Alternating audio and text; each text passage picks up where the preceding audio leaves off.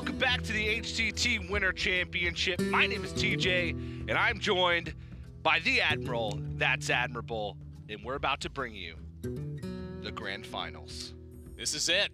It's been months of play, it's been a full year of pursuit throughout 3 seasons, and finally we've arrived at the last playoff/championship match that's taking place for this season before we convert to a new system. And it's Bunnyhoppor versus Roger is what's coming up. Bunnyhoppor looking for his 2nd seasonal title in just this year. Honestly, an achievement that I thought would never happen. I honestly thought that no player can do that. It's such an incredible feat. They have to go through the points earning process. They have to go through the playoffs. Then they have to go through a stacked field of 16 players. And Bunnyhoppor poised to do it again.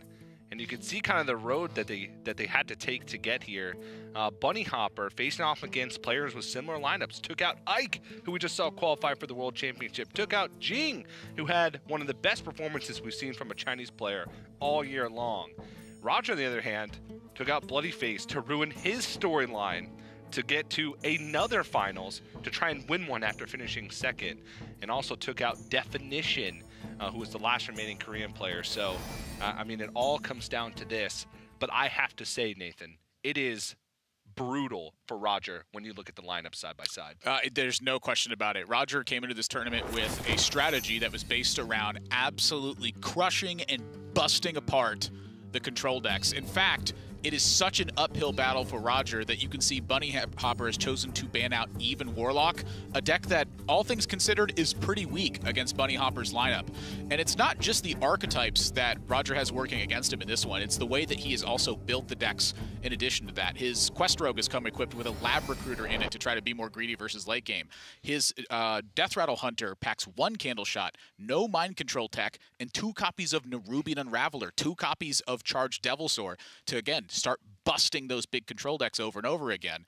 And his Cloning Gallery Priest also is very light on minion interaction. It has no Gilded Gargoyles, and it has no Witchwood Grizzlies. It is purely combo-oriented, and that's the reason why Bunnyhoppor's taking out Even Warlock. It's the deck that has the most interaction with aggressive decks. Yeah, Nathan and I were confused. We looked at the bans when they gave them to us, and I said, he banned Even Warlock? That can't be right. That can't be right. His lineup's great against Even Warlock.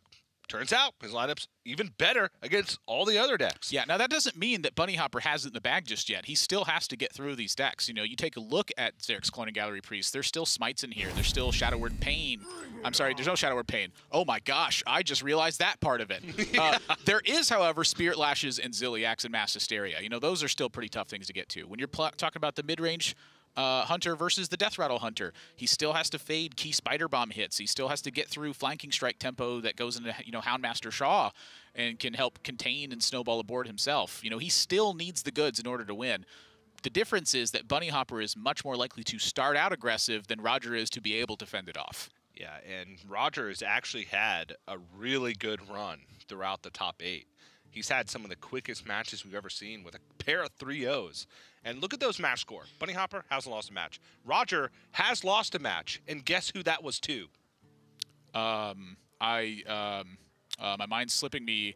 I think it was Bunnyhoppor? It was. Oh. That is correct. Good guess. And honestly, it was a crazy series if you look at it. And it was honestly closer than I would have expected looking at the lineup side by side.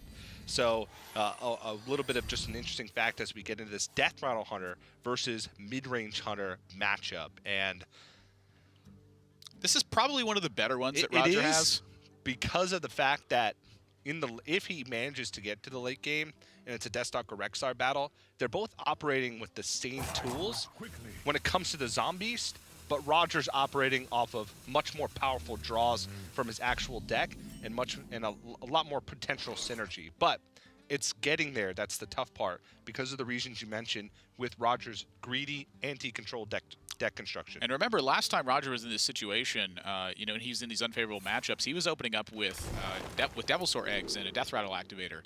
In this game, he doesn't have those options, and you can see him pained over this one, where would you rather have a Candle Shot to help fend things off? Would you rather have an Ooze to try to fight on board, or would you rather take Deathstalker Rexar and forego your early game options? I honestly think if you get rid of Deathstalker Rexar, that really limits your ability to win in the later stages of the game. Now, I tend to disagree with you because my opinion of this matchup is that because Roger's built so much more greedy at the top end, I think he can't afford to forego it. My experience with Death Rattle Hunter is that once you get to the late game, that's the hard part of the deck. You know, it's getting to that point. You have so much power packed into that end game that it's really, you know, almost unreasonable that Bunnyhoppor would win in a situation like that. Like, you will be threatening lethal with cube stuff. You're going to have massive defense with Witchwood Grizzly. The hard part is staying alive through the beginning. The fact that Bunnyhoppor doesn't have anything here, I think that Roger's choice ends up being a bit of a payoff. You know, if he had seen a Dire Mole early on, I think he might have thought about that a little bit longer. Yeah, especially since that's the only candle shot he has in his deck. But Deathstalker Rexar can also act as a defensive tool. If you think about it, it's basically like playing 6 candle shots in a single turn and being able to attack with them all once. Yeah, that's exactly how I would describe it. Now, that being said, it is against Candle Shot and Gluttonous Ooze. I'm probably taking the Rexar there.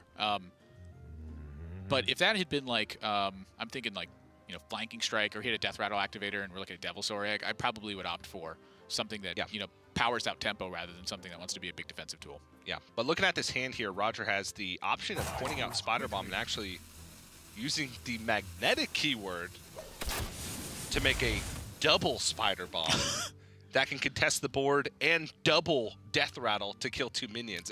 It's wishful thinking, though, because if Bunnyhoppor did have a way to deal with that without developing minions, then Roger gives up a great way to swing back the board if he were to pick up a Death Rattle activation, or just playing one down the board to create that board tension and force reaction out of Bunnyhoppor instead of proactive play. Yeah, and the fact that Bunnyhoppor has now missed all of the early plays, and the first one's coming in Animal Companion, the Spider Bombs are starting to look like a glorious blessing in Roger's spot. And the coin play, I think, would have been very foolish from Roger. Not only is his hand very heavy, but I've talked a lot about the coin usage in this tournament, where I think a lot of players have been going, I guess, out of bounds with coin usage play. They've been thinking about, you know, tend to be the wrong things. Like, unless you're just going to die unless you get a perfect set of draws, you probably need to save coin for a major turn. Like, using coin to have an okay turn is probably a bad idea. In my opinion, you need to be using it to try to take a critical advantage of something. Use it to take a risk that gets you a lead. I mean, the purpose of the coin is to make up for you basically being a mana behind the entire game. Yeah, and a turn behind, you know. I mean, when Bunnyhoppor takes his turn 4 here, it's his 4th turn versus Roger's 3rd, so you got to have that coin really pull some weight. Yeah, especially when you're considering just the deck in general. Death Rattle Hunter relies on big, powerful swing turns, or just big, powerful turns in general. Getting out Katharina a turn earlier than you normally would have is a great reason to hold on to the coin. Yeah, but Bunnyhoppor drawn quite poorly this early game. I knew this was going to happen too. I was like watching Bunnyhopper's face, and I got that look where it was like, he thinks to himself, am I really about to do this? And he is. Oh. And that's the connection that Roger needed, I think, to you know, continue to have a good position in this game. With that outcome, Bunnyhoppor's board is looking a lot weaker as a result. But, you know, I'm still looking at Tundra Rhino, still looking at Savannah Highmane and Dire Frenzy. And, you know, I've been playing a bit backstage, and my opponents have been Dire Frenzying and then drawing the minion they Dire Frenzy. And when that happens, like, in the first 2 turns after Dire Frenzy, it is like, oh my god, what am I supposed to do? They get so much tempo and value out of it. But all things considered, Bunnyhoppor's hand's, you know, very vulnerable to a poor set of draws here. Yeah, would you rather have a Savannah Highmane, or would you rather have Katharina when it comes to the mid to late stages of the game? What life is my opponent at? 30. And what life am I at? 30. I'd much rather have Katharina. Yeah. Wait, do I have any Dire Moles in my deck? No. Ah, Katharina. You have a King Crush. That's all that matters. And a Witchwood Grizzly. Yeah. Sure, there you go. I'll take my Katharina then. Yep. Looking at the top end of Beast, Roger, as we talked about, very greedy deck construction, very anti-control, has 2 charged Devil Swords as some of his beasts in the pool. So, like we said, if this game does go late, he's at a significant advantage. But here's that coin usage you talked about. Using the coin to get out a Witchwood Grizzly ahead of schedule. I think this is great recognition from Roger, too. He just saw a very weak turn from Bunnyhoppor and recognizes that this is the turn to take a risk. It's clear Bunnyhoppor doesn't have anything sufficient to really add to board in this state. And you look at the list, there's no Deadly Shot, there's no Hunter's Mark. It's just straight up rumble piece by piece. And for Bunnyhoppor right now, this is the weakest turn of his deck. It's 2 Tundra Rhinos are what are there. And while that would stick, looking at this particular board state, you know, that may be something that comes into Bunnyhoppor's head. The thing about it, though, is that this this Grizzly's threatening to get cubed, and Bunnyhoppor just really does not have the development off the back end of this. So go dig into the deck and try to find something and follow up later. Yeah, the ideal situation for Bunnyhoppor is he picks up a Crackling Razor Maw from that Master's Call, plays it onto the Hound, gets poisonous, pushes through. That's ideal. Now, we talked about how he's built his deck in a way that's just super consistent. He's got just a bunch of 2-ofs outside of Unleash the Hounds and Deathstalker Rexar, which you can't play 2 of. So he was pretty likely to pick up Crackling Razor Maw there, but he still had like 7 unique beasts left in the deck, so it wasn't guaranteed. Roger finds Flanking Strike. Going to consider the cube here for a minute, but I think right now you try to just take heavy-handed advantage of this board state. Like, you have to be confident that Bunnyhoppor's going to be able to answer this Grizzly on the following turn. Yeah. The one thing he has to keep in mind is while Flanking Strike gives him the most immediate value, he does have a reasonable lead on board with just a Witchwood Grizzly that's not dying. Yeah, compound that. Yeah, you can compound that, or you can bank for the late game. He gives up a cube, which could impact that, but I agree with you. I'm just trying to talk through the options a little bit. Yeah. I mean, he's already banked for the late game. I'm looking at, you know, what is this, 26, 29, 33 mana worth of cards in hand? There's only 6 cards here. Yeah, Nerubian Unraveler, not the greatest, though. That's 5/5. It's a 5/5. It's better when you're ahead on board, which oftentimes you don't expect to be in this matchup, but he is. Yeah. So it's I'd say it's better now than it may have been. Well, Bunnyhoppor finds Scavenging Hyena, which certainly can be a dangerous card as this game moves forward. You know, I'm looking down the road where we are going to end up in 8 and 9 mana turns, you know, pretty comfortably for Roger at least. And so for Bunnyhoppor, taking a look at, you know, Savannah Highmane and the like, pretty reasonable options. But when your opponent's just tracking again and this Grizzly has no threat of dying, you really feel the need to take care of this so that it does not get cubed and play dead doesn't happen.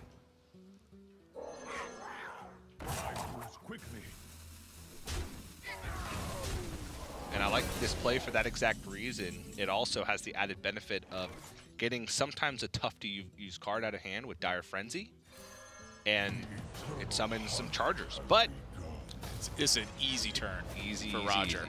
Easy. He wants to get Build-A-Beast online. He's not trying to chip away with hero power. Still has the board. There's a situation you talked about. Ooh. This is actually a really powerful turn. He gets to plop the Savannah Highmane and hit over this 3/3 with the Hound that he just drew. I mean, I've talked all week long about the weak situations for Death Rattle Hunter and how turn 7 is really the vulnerable point without a 2-card combo that really does something. You know, Roger has Spider Bomb and Defender of Argus. It's a fairly weak overall 2-card combo to try to defend yourself. The blessing he has is that he's still at 30 life. But pretty soon, Bunnyhoppor is going to be able to take advantage of this. Ooh. I mean, I would tend to push the damage here as well, rather than leave it around. But now Houndmaster Shaw with Spider Bomb. Oh boy, that is bad news for Bunnyhoppor. Yep. Bunnyhoppor is going to be playing cleanup on a turn where he wants to be solidifying a lead going into turn 8 against Death Rattle Hunter. Yeah, this isn't really the ideal matchup that Bunnyhoppor wanted either. You know, I think he'd much rather have had the Rogue or the Paladin into this matchup. And as it stands right now, Roger's going to be able to take full advantage of what's happening.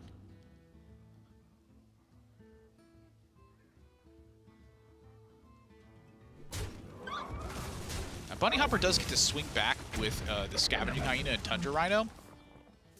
I'm just not sure that's going to be enough. You really need to take care of Shaw, and you're fearing Katharina. And honestly, you're kind of fearing Charged Devilsaur in this spot just because it gets to run over your Scavenging Hyena and stay alive.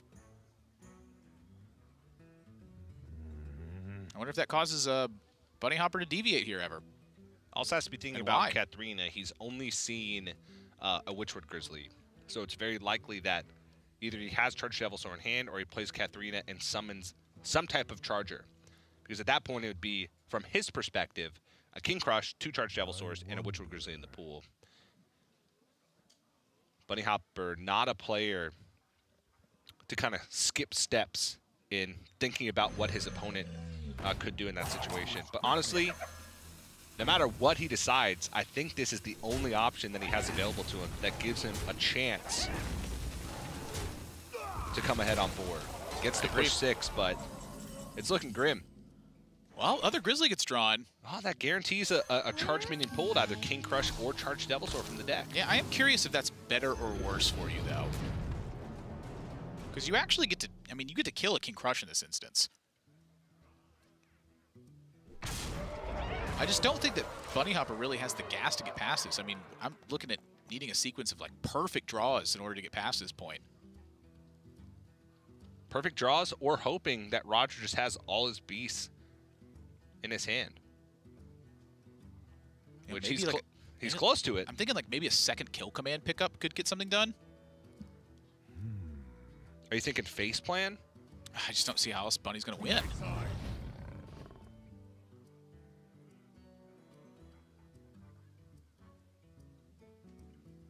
Yeah, so if Bunnyhoppor plays second Tundra Rhino here, he connects for 8.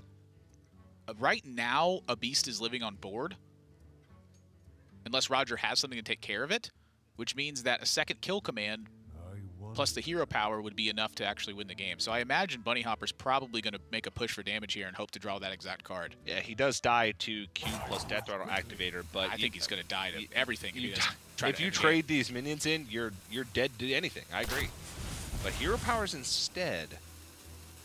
Is kill command face with Tundra Rhino kill command hero power next turn? Does that still set up lethal? This is technically even more damage. So Bunnyhopper's found a way. Well, it's actually, this is brilliant from Bunnyhoppor. He's found a way to actually take care of the King Crush, and then still set up for a kill command top deck for lethal, which would be exactly 10 damage. 5, 6, 7, 8. Well, right now it's 9, but oh yeah, it'd be the 9. thing about it is because he traded over the Leok. He's not under the threat of pressure anymore, so he in effect buys himself an extra turn. Is I think Bunnyhopper's thought process here. Yeah.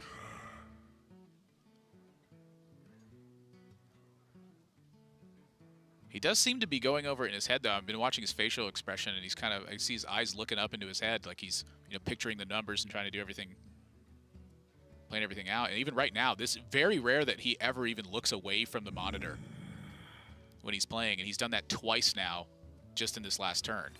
So maybe he's even questioning himself on that point.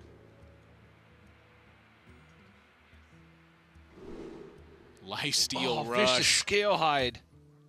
That's probably enough to lock Bunnyhoppor out of this game. Like perfect Master's Call into something, maybe, but I even he gets doubt a that. Defender of Argus. Oh as well. yeah. That's enough to lock it, I think.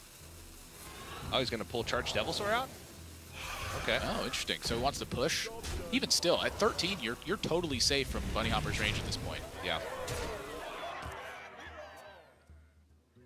There's actually not a 2-card combination in Bunnyhopper's deck that kills Roger from this spot. We've already seen the Unleash the Hounds, so Scavenging Hyena, Tundra Rhino, Unleash the Hounds nonsense, even if you left the Tundra Rhino around at that point. And Bunnyhoppor just scraping to try to stay alive. You can see the other beast get pulled out. What's the yeah. But that is, I mean, that is a technical missequence there, I think, from Bunny. If that was the plan, was no beast get pulled out, and then you try to top deck Rexar into... Yeah, but then you leave the lifesteal minion up if that's the case, because that's what shuffled the beast in well, you can just kill it afterwards, right? I suppose so, but I think any which way you slice that, Bunnyhoppor loses that game. Correct. After Roger was able to pick up any kind of life gain. And even then, even if he hadn't picked up lifesteal or taunt, Bunnyhoppor needed the perfect sequence of draws in order to win that game. And we can't stress it enough. Every win for Roger is crucial. Yes. Because his entire lineup is weak to nearly the entire lineup of Bunnyhoppor. He's fortunate enough to get a probably about as good of a matchup as you can get in game 1, but this is by no means over. Roger, 1-0 lead in this grand finals over Bunnyhoppor. But don't worry, we got plenty more action to come, so don't go anywhere. The conclusion to this Winter Championship right after this. 大家好，我是罗杰，然后我来自亚太区，在玩一些类似游戏王的纸牌游戏，然后后来接触之后，我发现哦自己玩的不错，然后就一直慢慢玩，时间久而久之就到现在这样了，对，也没有说特别什么。就其实我一开始玩炉石是因为那个朋友介绍，然后我小时候其实就对我自己来说，我觉得跟朋友一起玩炉石这件事情是很重要。然后因为我们可以互相讨论，然后我们也可以互相进步，每次的比赛就可以一起作战，我觉得这也是可以一直往下走的很大的关键。我想就是因为我这个比赛其实就是不光我自己准备，还有我一些朋友，我希望因为他们也有一起努力过这个比赛，然后我希望我可以把他们的那份也一起努力起来。就是其实有那么多人支持我玩游戏的风格，我觉得是不会，就知道自己有那么多人支持我，然后我会更加努力，然后更希望能发挥好自己的实力，然后拿到好成绩。我觉得就是也没有说想要借由这个比赛来证明自己，因为我觉得就算赢或者是输，就是也没有办法就让大家有别的就是其他的改变，但我觉得。就是我希望我能发挥我最好的实力，然后这样我觉得就已经很足够了。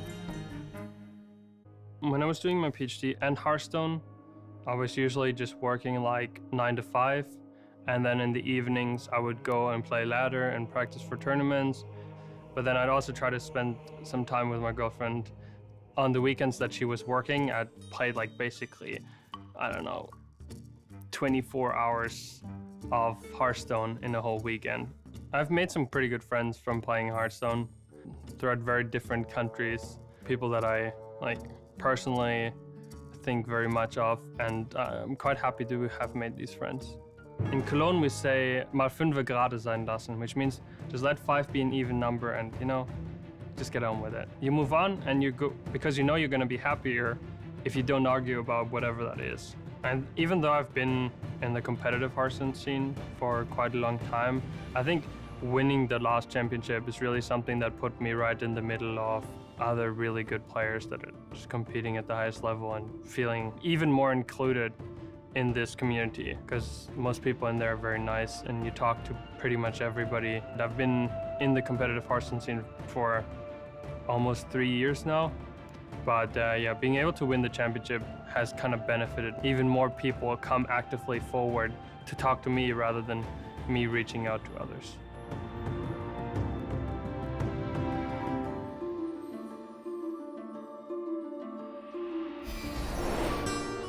Welcome back, everybody, to the grand finals of the HCT Winter Championship between Bunnyhoppor and Roger. Once again, I'm TJ, joined by the Admiral. That's admirable. Yo! Roger currently has a 1-0 lead, taking the Death Rattle Hunter win over Midrange Hunter. A crucial win in the grand scheme of things because his lineup is vulnerable. We've said it so many times. And you know what, Nathan? I'm about to hit you with some fun facts. Hit me with them, Tej. 2 of them, to be exact. Hit me with both of them. First, if Bunnyhoppor wins this grand finals, it would be his 2nd seasonal championship victory this year without losing a game. He didn't lose, or a match, sorry, not a game. Whew. He didn't lose a single match in his last seasonal championship victory, and he's currently 4-0, so that means he wouldn't have lost a match in this seasonal championship victory. That's crazy. Now the second fact, out of the entire HCT year, so we're talking about playoffs and championships, if Bunnyhoppor wins this, his total combined match record would be 30-6. So his average score after 6 rounds is 5-1. That's correct. And the crazy thing about this is, if you watch the media piece, he said he was knee-deep working on his PhD, trying to complete it and become a doctor. And he said in the last playoffs, he wasn't even really trying because he was too busy. In that playoff where he wasn't really trying, he finished 9th. I'm just shaking my head like in disbelief because I'm thinking back to like the player interviews where, Bloodyface had mentioned this as well, and he said, and this was while Bunnyhoppor wasn't even playing the game like with full dedication. He's playing it in his off time because he's pursuing a PhD. And Bloodyface said it's scary to think how good Bunnyhoppor either could have been or is going to be when he has time to dedicate more of his attention to the game than he has thus far. It's kind of crazy to think about that you can be that good while also pursuing a PhD. I guess, you know, sort of by nature of it, if you're pursuing a PhD, you're probably a pretty smart guy. I think that's an understatement. I'll let you think that's an understatement. No qualms about that. I think I'm a pretty smart guy. And I haven't been in school in like 7 years. Yeah, well, that's the problem, is that you're thinking instead of doing.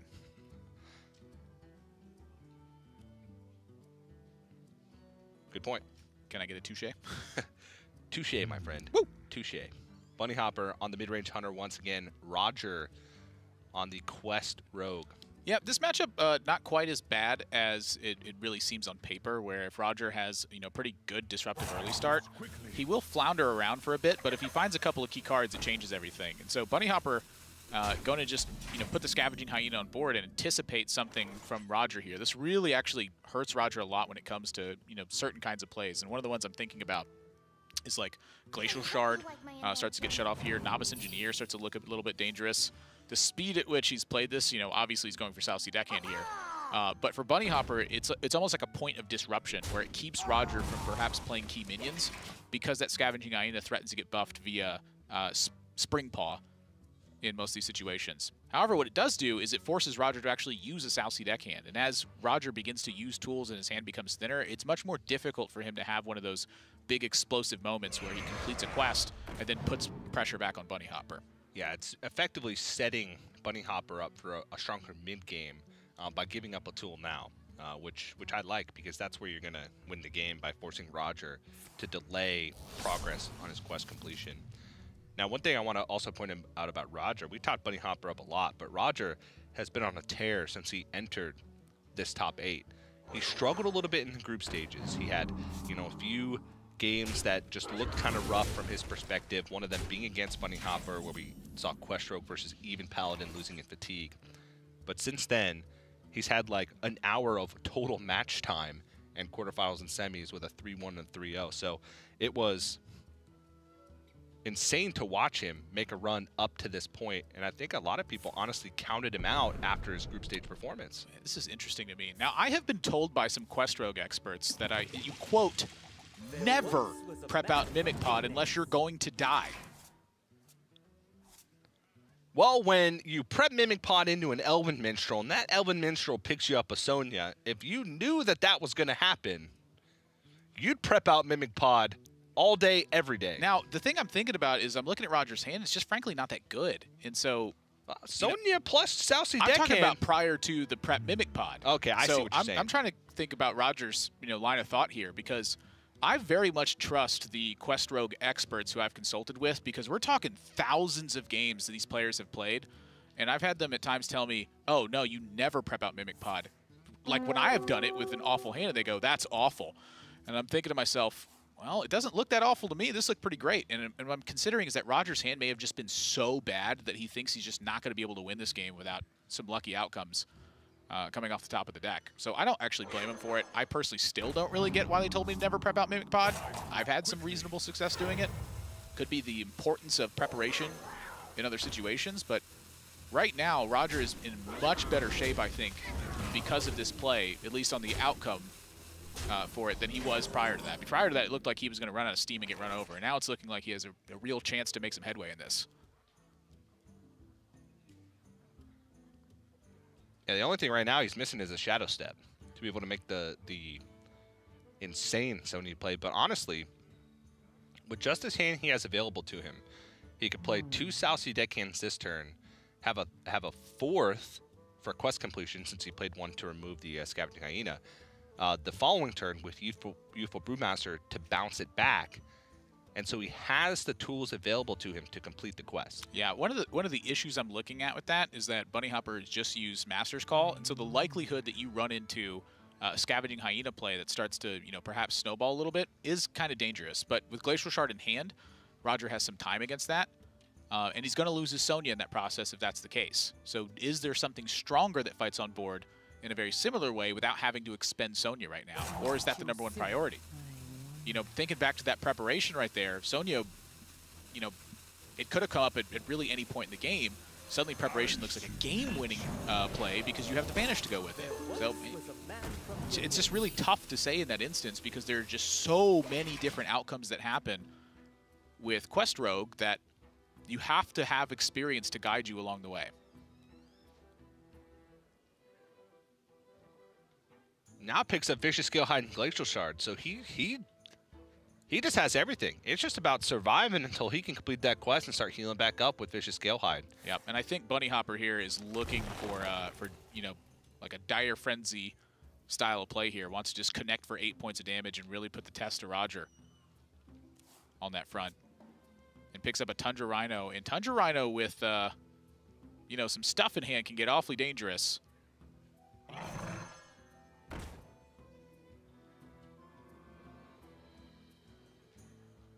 It's looking like a trade to me. One poke from the Dire Mole, one poke from the Lynx, and then Dire Mole pokes face. You got yourself a big hyena on board, and multiple threats that need to be taken care of. Yep.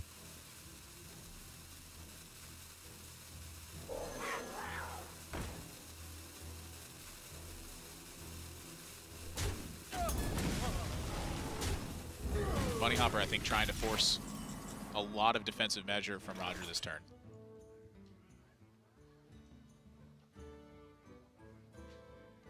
Roger does have a pretty reasonable play with the Sonya. Yeah, Kill the Scavenge Hyena. It's got a lot better now. You also get to kill the Dire Mole and the Timberwolf alongside of this. So you have a Sonya on board versus a 3-2. Yeah, a Sonya on board versus a 3-2. And basically quest completed with a Dagger Charge because you can Sousy Deckhand next turn, Dagger Charge, and have either Stone Tusk or Glacial Shard to follow that up for defense, to buy time for Vicious Scale Hide. Yep. This is looking rough. You know, Bunnyhoppor is going to try to find the best line of play here where Roger just, you know, hopefully he finds an iteration where he's like, he's got to have this specific card or I have a chance to win the game. But as it stands right now, it's very much looking like Roger is going to be able to recover in this game.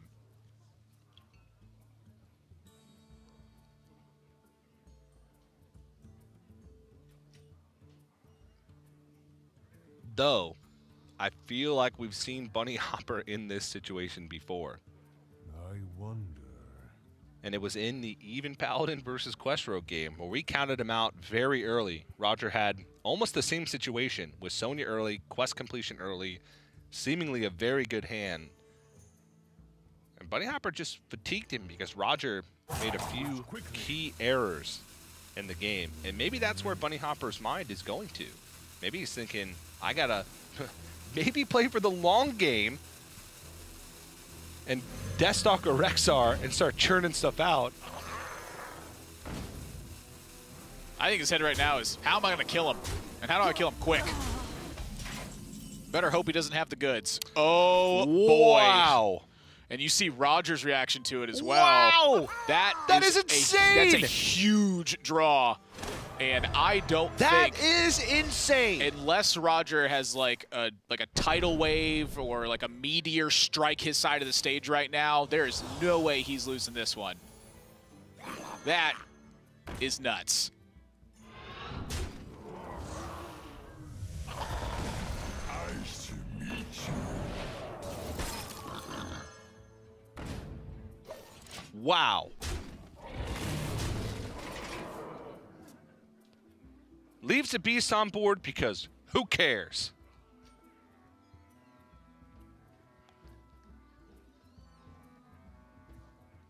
That ain't happening in this game, TJ. Nope. Roger's up 2-0.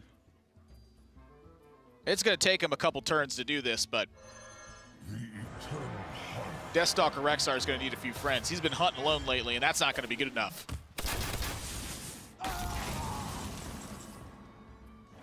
Let's tack on another Vanish. Just in case Bunnyhoppor gets the best zombies you could ever imagine. Vanish him away. He could even just vanish now. Who cares? Well, Let's be reasonable at least. He's got 2 of them. Honestly, he probably could vanish now and just totally win. He's just so far ahead. I hope you like my invention. How about a Shadow Step? Sure. It's embarrassment of riches at this point. What more could you possibly want?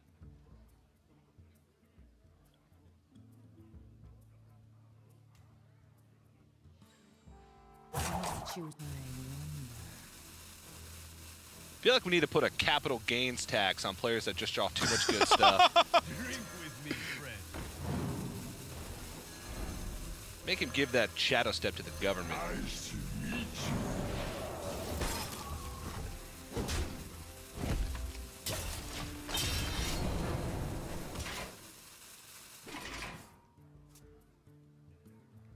If Roger did not have all the defensive measures, Bunnyhoppor's hand would just... He drew gas. He did draw gas. He better build The Rock and Terry Crews out of this Build-A-Beast. That's the only thing that's going to help right now.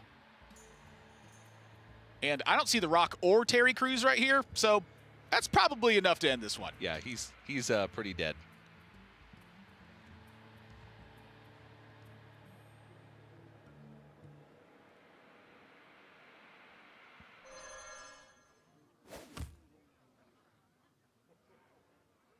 $21 damage showing from Bunnyhoppor's side. Yeah, he's trying to just figure out anyway, like, can I burn off the chargers and maybe get there? Like, burning off the chargers is the way to get there. But that is not how kill command is supposed to work. Yeah, at this point, he does not care for the lifesteal one bit. That's not how he wins the game.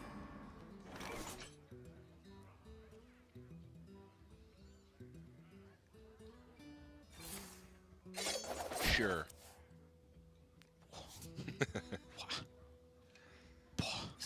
I mean, at this point, when all your minions are 4/4s, pretty much every that's the thing. every card in your deck is gas. They all look good at that point.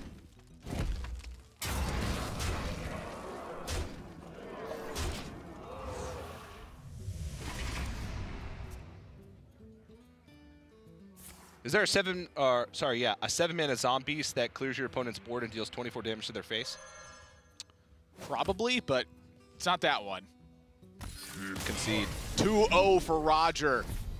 It's supposed to be tough for him, but so far he's been dismantling Bunnyhoppor and is now 1 game away from becoming the winter champion. And look, the look on his face tells you everything. You can see as you rub his eyes, his hands are still shaking. Bunnyhoppor looks calm as ever. Yeah, he looks contemplative to me though. Kind of looking at this going, what's happening? This is not how it's supposed to go. Yeah, and when you're in this situation, you honestly can't look back and say, is there anything that I could have done different to win that game? You honestly just have to say, ignore it, move on to the next game, and try and do my best to make a comeback. But right now, Roger, despite building his decks to beat a control lineup, is crushing Bunnyhoppor in his finals with a 2-0 score. It's going to come down to that priest, though. Can Roger close it out? Or can Bunnyhoppor make the ultimate comeback? We're going to find out right after this. 因为其实就是今年比赛也快要结束，然后这是已经是最后一次比较能前往世界的机会。我希望用我最好的成绩跟我最好的表现，然后前往世界赛，所以我想拿冠军。就这次，其实我认为大家因为在最近的版本是快攻已经砍肉，我认为大家可能比较不会带快攻，可能相对就会跟我带的差不多，或者是在比较快一点点。但就我觉得这次如果有带快攻的人，就是他们牌组节奏比较快的，相对可能都会比较有优势。我只是觉得我带的牌组基本上算还可以，因为我自己认为就是你带的牌只要是能跟对手至少有50%，我觉得就已经算是很好的带牌，所以我就除了遇到Bunnyhoppor以外，我觉得其他都还没什么太大问题。对。其实我觉得就这次，因为其实大家带牌都带的差不多，然后我觉得，其实我觉得大家应该都蛮有机会可以拿到这个冠军，然后，我比较希望我自己可以拿冠军。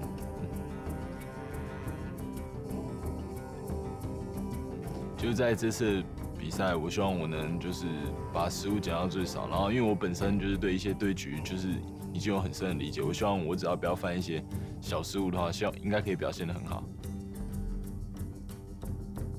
因为天选之人的投票已经开始了嘛，那我也不知道有多少人投我，但如果你投我的，我会尽量帮你拿最多卡包的。谢谢你的支持。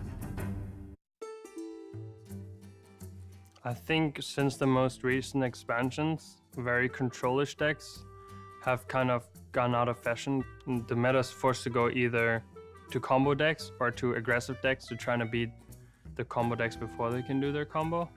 I personally am more of a fan of control decks. I like to play them a little bit more. For these champs, I try to adapt to a bit more aggressive playstyle. Yeah, I think my favorite new card is Zildjian. Also Shrivala the Tigers, actually. Surprisingly good, and I thought that card was pretty cool. I think a deck people underestimated is Pirate Rogue. I think it's a rather strong deck overall, even though on paper it looks a little bit strange. It has decent stats, but the cards in the deck have good synergy together. So decks that are good against my lineup are mostly Odd Warrior and Odd Paladin, but they're never together in the same lineup in this tournament. So from bans, I could potentially eliminate one of these two. Do you think that overthinking hurts your play style?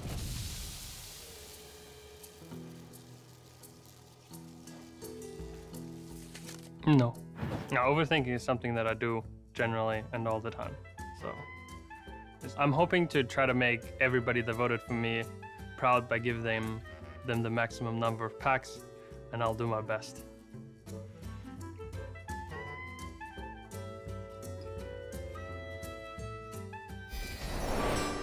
Welcome back, everybody, to the finals of the Winter Championship. That trophy right there on top of that barrel, that's what these players are playing for. On top of a big, big, big chunk of change and some bragging rights. Currently, Roger leads 2-0 in this series, despite all odds, despite the terrible matchup against Bunnyhoppor's lineup. And during the break, we got a little piece of information. Across the entire Winter Championship thus far, we have not seen a reverse sweep. Stick that in your pencil pouch, because it's time for school. I think you just upset a lot of Bunnyhoppor fans. Now, I want to point out that I didn't say that. That's Admirable did not say that. It was TJ Sanders. You can tweet at him at AsimoQT on Twitter and let him know how furious you are for telling you that statistic exists. Well, for Bunnyhoppor fans, I guess it would just make it that much sweeter if he ends up winning. But true story, but tweet at TJ right now and tell him how angry you are. Don't wait until if and when that situation occurs, because I want to see the anger, because I'm going to laugh at it. Well, Bunnyhoppor still has some good matchups left. Roger has 3 chances to win with Cloning Gallery Priest. Now, we saw Bunnyhoppor on this matchup versus Ike with his Tempo Rogue deck. It's not an Odd Rogue deck, it's not a Miracle Rogue deck. It is pretty much straight up aggression through and through with a Myra's Unstable Element, a Leroy, a Captain Greenskin, and 1 Bilespine up top. And he did lose that matchup against Ike, but one of the major key cards that played a factor in that one was Witchwood Grizzly. That card ended up pulling some weight from Ike's side because it was forcing Bunnyhoppor to make plays that he otherwise did not really want to make. In situations where he normally could have just pushed damage, instead it's soaking up some mana. It's taking up slots that are in the deck. Rogers built his deck in a way to be much more combo focused, where he has got 4 minions in the deck, I believe. 5 minions in the deck. A Malagos, a Prophet Velen, a Ziliax, and 2 Radiant Elementals. Everything else is dedicated to either trying to use a spell to fight for board or in some way create that combo scenario. Well, Roger's starting off with what I think is a pretty good hand, because in his deck, the minions that he wants early to try and fight for board are pretty much exactly Radiant Elemental and Ziliax. We saw him keep Ziliax, just such a crucial tool to keep yourself alive and buy time to those Mass Hysterias and Psychic Screams. And honestly, Radiant Elemental Power Word Shield, a 2-5 on the board against Tempo Rogue, is very annoying for them to have to deal with. It's quite scary. I honestly think that that's one of the best ways to defend yourself if you're playing a priest deck that needs to rely on any sort of minion interaction to get something done. And for Bunnyhoppor, his hand isn't exactly fantastic thus far, but I wouldn't exactly call his hand bad at the moment. With 2 Faldori Striders, you are looking at you are looking at the ability to absolutely get an explosive couple of turns here. And with the way that this series has gone so far, that's probably the exact kind of thing Bunnyhoppor needs. Kind of surprised he doesn't poke with the dagger here, though. You're gonna often expect your opponent to use hero power on turn 2, but you know, Roger's come with power word shields in the deck, and so this is gonna happen sometimes. Wow. Yep. That's pretty good. Oh, but that's pretty good as well. That's pretty good as well. So now Bunnyhoppor is going to have to go deep into the tank because this turn isn't about figuring out what he should do now. It's about figuring out what he should do on turn 4, 5, 6, and 7. That's where his mind is at. Well, turn 4 is pretty easy, I think, with double Faldori Strider. He kept one in the mulligan because when you play a 4-4, Priest just dies. Sure. But not in this case. Their portrait explodes. It just explodes. Confirmed, there's no Shadow Word 4. Blood and plunder. But not necessarily in this case. Roger, like I said, Raid Elemental had a 2-5 with that power shield. Very annoying to deal with. And Bunnyhoppor does not want to be doing this. He does not want to be having to play reactive to Roger. He's the one who wants to get threats online and start pushing damage to face and making Roger have the answers. Yeah. But the thing about that is, you know, Radiant Elemental is, for all intents and purposes right now, it's like a living wild growth, where the moment it dies, that mana goes away. But until then, Roger gets to benefit from it. So Bunnyhoppor does have a pretty high priority in terms of killing this Radiant Elemental, which Roger is going to take a pretty high priority making sure that Bunnyhoppor can't do. And so that may actually be a point of disruption. With Roger on coin, Bunnyhoppor realistically needs to fear a coin Shadow Essence before he has, you know, significant presence on board. So I'm going to be curious about this. I think with Myers and Stable Element, you're going to see Bunnyhoppor try to explode onto the board and get going, but that is very vulnerable to a single mass hysteria. Yep. And Roger looking like he wants to go with Spirit last year just to take this Dreadcorsair off the board. Now, it doesn't get any benefit of healing, but Roger's thinking to himself, I have Ziliax, I have Shadow Essence, I have the tools necessary to fight for the mid-game. And Bunnyhoppor faced with a very real choice this turn. Do you take out the Radiant Elemental, or do you play a Faldori Strider? Radiant Elemental, leaving that on the board, allows Roger to go coin Shadow Essence, which can be a big deal, because currently in his hand, he does not have a way to deal with any 5-5. Yeah, kind of the way that I'm looking at it is that Bunnyhoppor's in a spot where, because Roger has so few minions in the deck, Ziliax popping out of that Shadow Essence is a very real fear.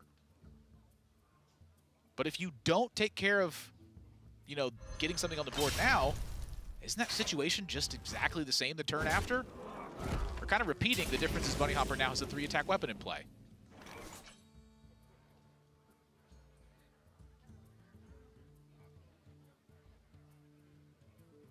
If that Radiant Elemental had died one turn earlier, maybe a different story.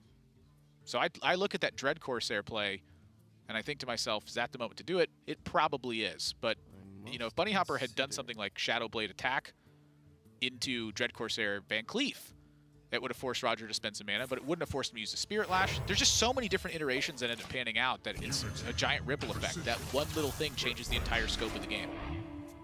And so now I think that Bunnyhopper's quite comfortable seeing that Ziliax because he knows it's not going to be Shadow Essence at this point. Yep. And coin usage for Roger to play a Ziliax for no tempo gain. That can be a tough decision to make, but Roger's mentality here has to be, he doesn't have a great way to deal with this Divine Shield. He has to attack 3 damage into it. So if I can just effectively gain that at least 5 health now, that buys me more time to do other things as the game goes on. Yeah, a big part of the Ziliax threat is that it does threaten to generate tempo at some point, but it also threatens Eternal Servitude bringing him back, and that being a big problem in Bunnyhoppor's spot. I'd say the victory for Bunnyhoppor is that he saw coin go away, and that Ziliax is much more just playing a defensive role right now, just kind of sitting there and blocking the board, more than it is like pulling reach away from Bunnyhoppor. Like he's yet to really even make a push in this game, so you're not really too worried about it being there. That's the thing you're really worried about, is that Vivid Nightmare. Oh, Vivid Nightmare's so sick here. You can take out the Faldori Strider and still be left with a 3-2 and a 1-1. The question is, does he play Radiant Elemental? And I say, you might as well, because that's protected behind those 2 taunts. Yeah, this is going to get troublesome, I think.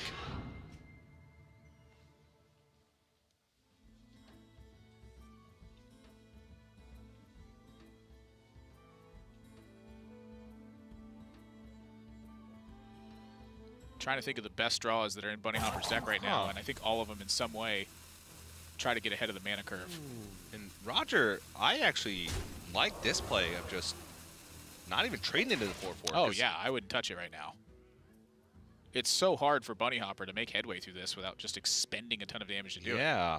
If you attack the Faldori Strider in the spot with Ziliax, you are in effect giving your opponent's minion Wind Fury. You're just bumping into it, and that's what it's going to have to do into your minion. Yeah. Start chipping away and make those Mind Blasts relevant.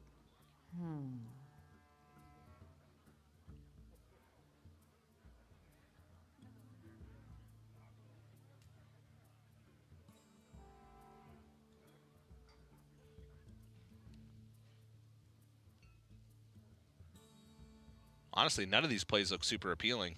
I wonder. He can make a rather large Edwin Van Cleave. It'd be a 6-6, but he'd have to sap one of these minions. And sapping a Ziliax never feels that good. Especially not when your opponent already has a Ziliax in play. Yeah. That means you have to kill the other Ziliax. He kills one Ziliax, saps the other, plays a Firefly, plays Edwin. Has a 1-2, a 6-6, and a 4-1 versus a Radiant Elemental, knowing that Roger has Yeah, I think a Ziliax in hand. To me, the play is simply Faldori Strider. You've started to compound the issue of the first one. You know that at some point in this game, you're going to have to Myra's Unstable to win it. Try to force AoE from Roger. Spend as many resources as you can, threatening him as much as you can to get him to do the same. And then use that Myra's Unstable element and go, this is going to have to be good enough. Because if it's not, how else am I going to win? Oh my goodness. Another Mind Blast. Yeah, and it's getting quite dangerous for Bunnyhoppor at this point too, because the second one picked up. That means that the only minions remaining in deck right now are those. And you're just shipping this Mind Blast to face. Roger putting Bunnyhoppor on a very fast clock. Yeah, Bunnyhoppor is going to have to really start fighting against this super aggressively, because right now he is under threat of dying if this entire board does not get checked. And Myra is starting to become less and less of an option because that pushes him into fatigue. And if Roger just gets this little bit of chip damage in, he's nearly dead to a single, not even buffed Mind Blast. Aggression is a form of disruption. It forces your opponent to play defensively when they otherwise would not have to. And when a deck is dedicated towards playing aggression, it does not fit that role nearly as well. Roger has dug deep on this one. He's shown the line, shipping the damage down to 10. Perfectly reasonable. This makes every Resurrection card a lethal outlet as soon as he has the mana to use that Mind Blast with it.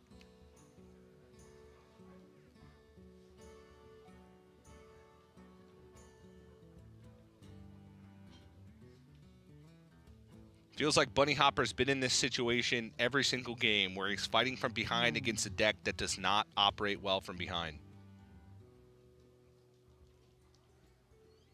Yep, sap that one. Can't be resurrected now. Raiding party, find that other Shadow Blade.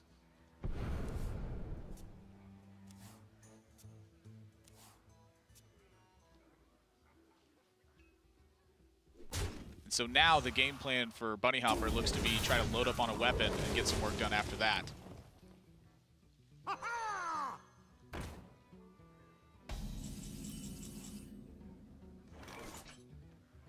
And a lot of defensive options for Roger.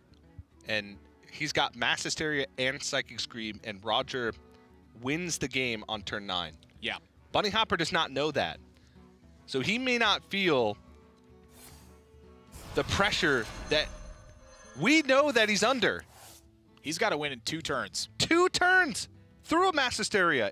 I think it's impossible. Well, preparation, if there's a card that can do it, it's 3 extra free mana this turn with an Edwin Van Cleef, a Shadow Blade, Deadly Poison, and Spiders in the deck.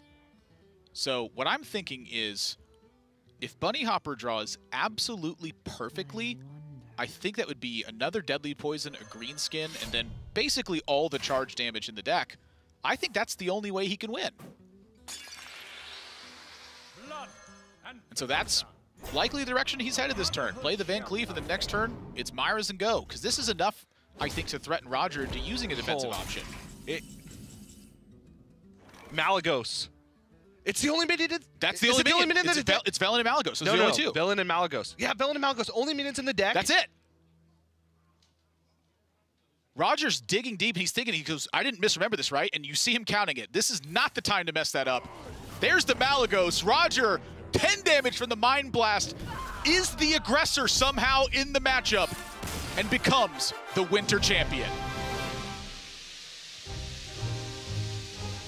We said it. He was an overwhelming underdog in that series. Coming into a match where Bunnyhoppor had 3 aggressive decks against his 3 anti-control decks, and somehow pulls out a 3-0 over Bunnyhoppor to win the finals and become the Winter Champion. When you're playing aggressive decks, you still have to have the aggressive cards. In that one, Bunnyhoppor had slight missteps in every single game, and that's Roger's opportunity to try and take advantage of it. And you saw it with the Coin Ziliax, you saw it with the Radiant Elemental early, and you saw it with him pushing damage rather than focusing on board control. It was great aggressive play as soon as Bunnyhoppor had a misstep that won Roger this tournament. Roger's path from the quarterfinals to the finals. 3-1, 3-0, 3-0. Insane. Sometimes it's just your tournament.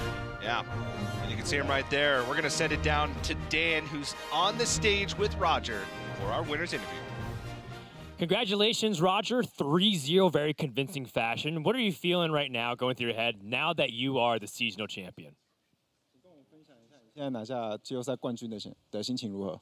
哦，我现在觉得好开心，我开心的不得了。这是我就是炉石比赛来第1个冠军。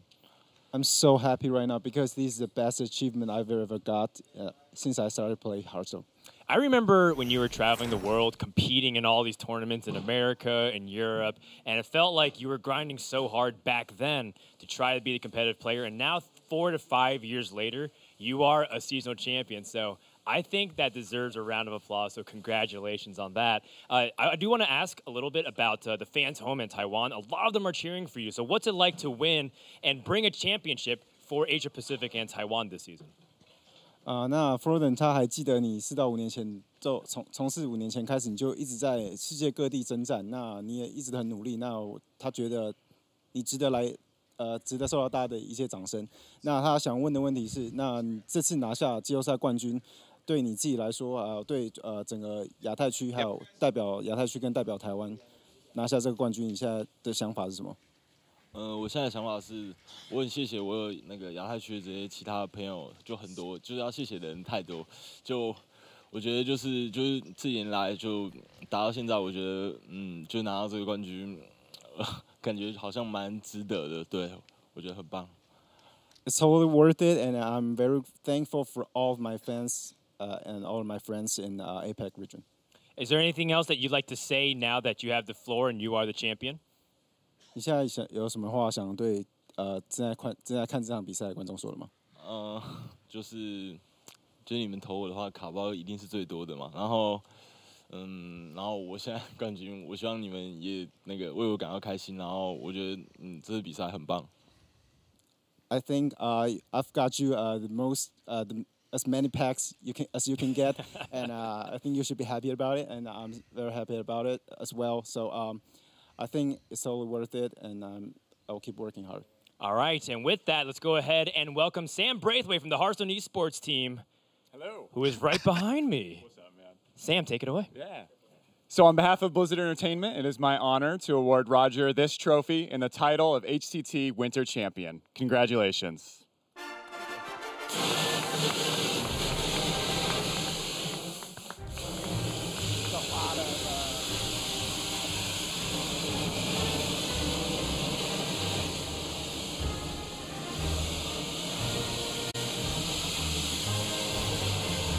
There you have it. Roger's your champion from Taiwan. Let's send it back over to the guys at the desk.